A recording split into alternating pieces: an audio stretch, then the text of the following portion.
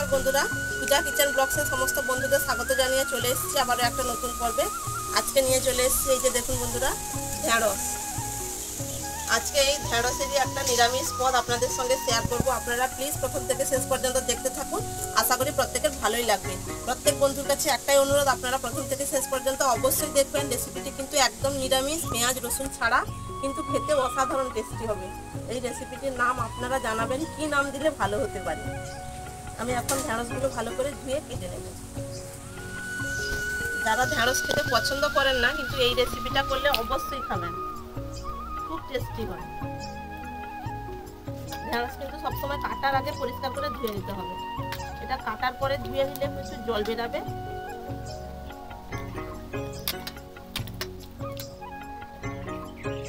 এটাও ধুয়ে নিলাম।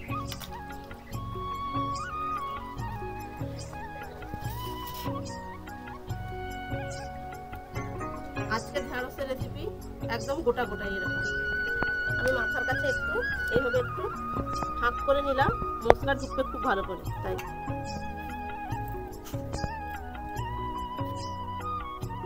আর করছি ঢেঁড়স একদম কিছুই নেই।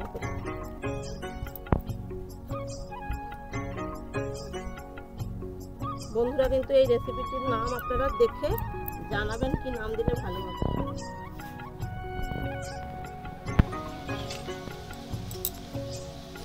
এটা কিন্তু খেতে খুবই সুস্বাদু হয়। এটা ভাত, রুটি, পরোটা যে কোনো কিছুর সঙ্গেই খাওয়া যেতে পারে। আর ডিনারের জন্য একদম পারফেক্ট রেসিপি, খুব কম সময়ে।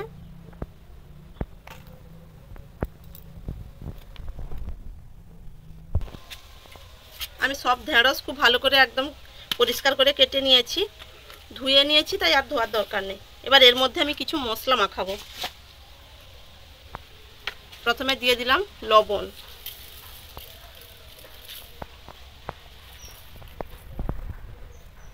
হলুদ গুঁড়ো,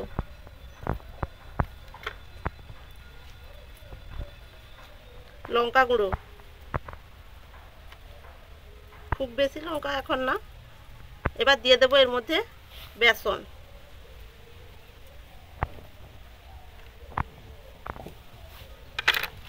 এবার এগুলো এইভাবে শুকনোগুলো মাখিয়ে নেব। ঢেঁড়সের গায়ে যেহেতু জল আছে, বেসনটা খুব ভালো করে মেখে যাবে। এইভাবে জল দিয়ে কিন্তু আর মাখাবো না।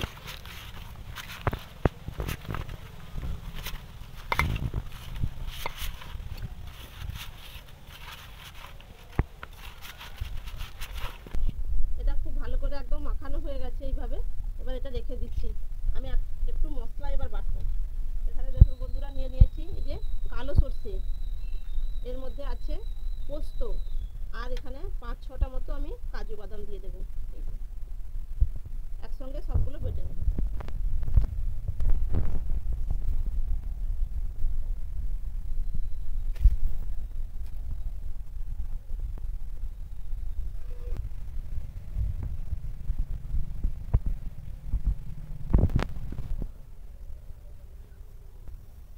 সরষে, পোস্ত আর কাজু বাদাম, আমি এখানে 6টা কাজু বাদাম নিয়েছি।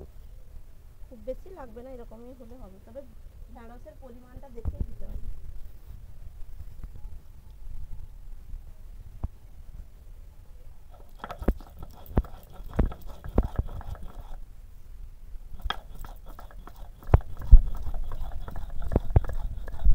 কাজুটা দিলে আর সরষেটা যখন বাটা হবে তেতো লাগবে না।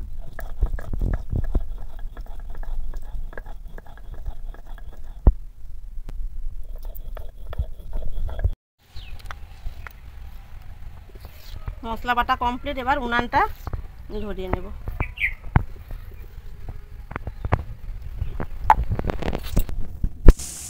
উনান জ্বালানো হয়ে গেছে, এবার কড়াইটা চাপিয়ে দিলাম।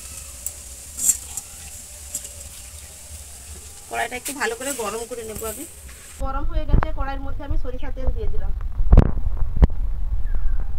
একটু বেশি করে তেল দিলাম। এই সবগুলো ঢেঁড়স আগে ভালো করে ভেজে নিতে হবে।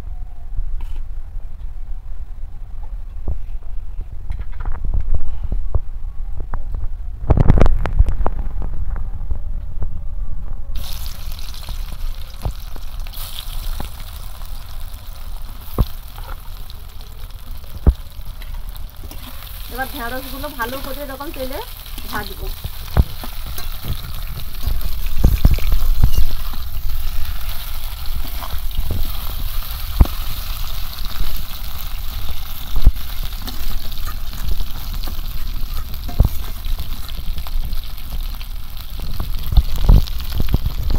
এই বেসনগুলো যতক্ষণ একটু ভালো করে মচমচে মতো না ভাজা হচ্ছে সেরকম অবস্থা পর্যন্ত একটু ভাজতে হবে। তবে ঢেঁড়সের কালার যেন এরকম সবুজই থাকে, আবার যেন লাল না হয়ে যায় সেদিকেও লক্ষ্য রাখতে হবে একটু। ঢেঁড়স কিন্তু খুব ভালো ভাজা হয়ে গেছে, এরকমই কালার কিন্তু দেখুন সবুজ সবুজই আছে, লাল হয়নি এখনো। এরকম অবস্থায় এবার আমি নামিয়ে নেব।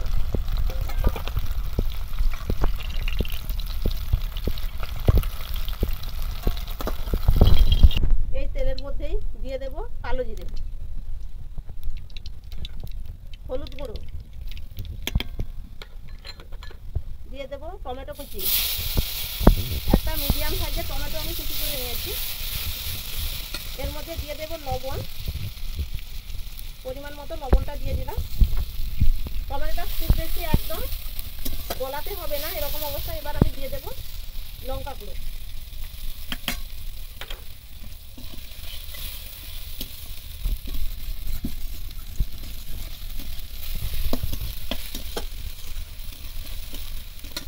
এবার দিয়ে দেব একসঙ্গে বেটে রাখা কাজু, পোস্ত আর সর্ষে, কালো সর্ষে।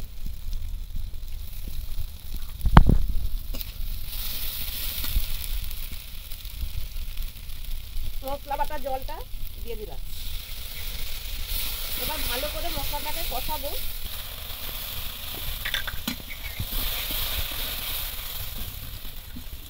কষানোর সময় তাপটা খুব হালকা দিয়ে রাখতে হবে, দিয়ে মশলাটা কষাতে হবে যাতে খুব ভালো করে তেলটাও ছাড়বে আর কালারটা খুব সুন্দর আসবে।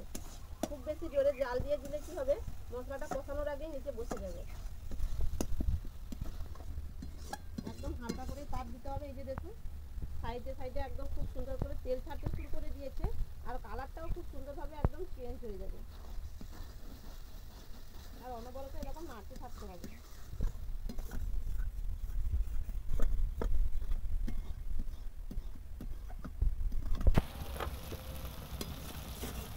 মশলা কিন্তু খুব ভালো করে একদম কষানো হয়েছে, খুব সুন্দর করে পুরো তেল ছেড়ে গেছে। এই যে দেখুন কত সুন্দর একদম তেল ছেড়ে গেছে। এবার ভেজে রাখা এই যে ঢেঁড়সগুলো আমি দিয়ে দেবো।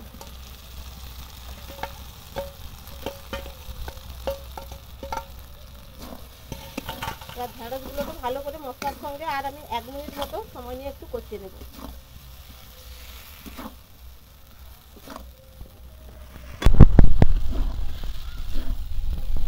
ঢেঁড়স খুব ভালো করে মশলার সঙ্গে কষানো হয়ে গেছে। এবার এর মধ্যে আমি দিয়ে দেবো জল। জলটা এর মধ্যে খুব বেশি দেওয়ার দরকার নেই, এটা যেহেতু গ্রেভি গ্রেভি থাকবে তাই আমি এতটাই জল দিলাম। এটা ফুটে গেলে একদম গায়ে গায়ে হয়ে আসবে। তরকারি কিন্তু একদম হয়েই এসছে, অল্প একটু চিনি দিয়ে দিলাম টেস্টটা বজায় রাখার জন্য মিষ্টি। এবার গ্রেভিটা দেখুন বন্ধুরা এরকম হয়ে গেছে একদম। এরকম অবস্থায় এবার নামিয়ে দেবো। ঠান্ডা হয়ে গেলে কিন্তু আরও একটু মোটা হয়ে যাবে।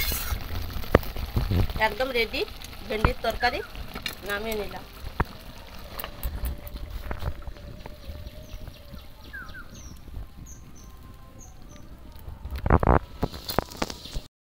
সমৃদ্ধ খেতে বসে গেছে।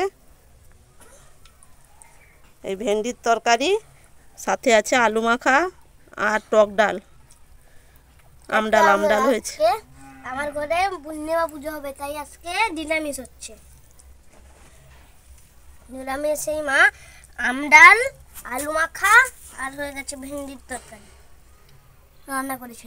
ভেন্ডির তরকারিটা খাও কেমন টেস্টি, দেখো। এটা ভাতের সঙ্গে মাখিয়ে নে। একটু একটু ছিঁড়ে ভেন্ডিটা ঠান্ডা যখন একদম ঠান্ডা হয়েছে কেমন হয়ে গেছে দেখুন বন্ধুরা গ্রেভিটা একদম। এটা কিন্তু রুটি পরোটার সঙ্গে খেতে আরও ভীষণ ভালো লাগবে। আবার আমি এখন ভাতের সঙ্গে খাচ্ছি।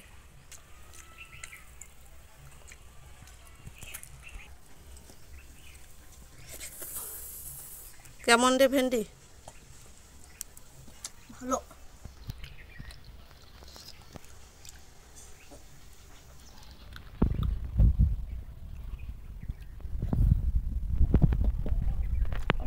হয়েছে, আপনারাও বাড়িতে ট্রাই করে নেন, ভালো হবে।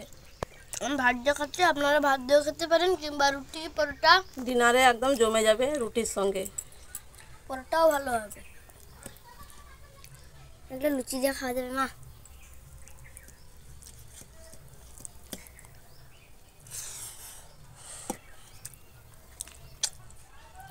বন্ধুদের কেমন লাগলো প্লিজ কমেন্ট করে অবশ্যই জানাবেন। ভালো লাগলে চ্যানেলটি সাবস্ক্রাইব করে পাশে থাকবেন। আর এগুলো যখন রুটি কিংবা পরোটার সঙ্গে খাবেন, স্যালাডটা অবশ্যই নেবেন। আর আপনারা এই রেসিপিটার নাম কমেন্ট করে অবশ্যই জানাবেন কি নাম দিলে ভালো হবে। আমরা এখনো জানি না যে কি নাম দেবো, কিন্তু আমার মামি জানি, আমি বলবো ভেন্ডি গ্রেভি তরকারি।